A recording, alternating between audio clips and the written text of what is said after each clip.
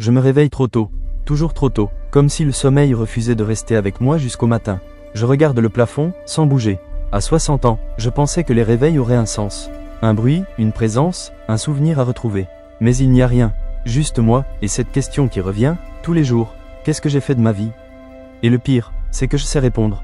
Rien de solide, rien qui tienne, j'ai toujours cru que j'avais le temps. C'était ça, mon excuse. Je remettais tout à plus tard. Décider, m'engager, construire. Plus tard, toujours plus tard, je me souviens d'un travail que j'avais. Une vraie chance, on me faisait confiance, on me voyait avancer. Et moi, je suis parti, sans raison valable, juste parce que ça devenait sérieux. Parce que ça demandait de rester. Je me suis dit que je trouverais mieux ailleurs. Mais ailleurs, c'était pareil. Je recommençais, puis je partais. Encore et encore, je n'ai jamais laissé le temps aux choses de devenir quelque chose. Et puis il y a eu elle. Elle voulait une vie simple.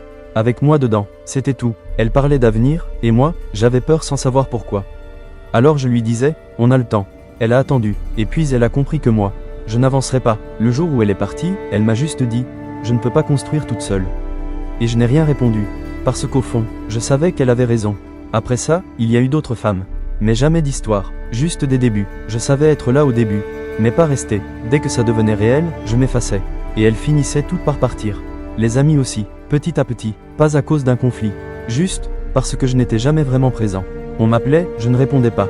Je promettais, je ne venais pas. Alors ils ont arrêté. Aujourd'hui, il ne reste personne. Je n'ai pas de maison.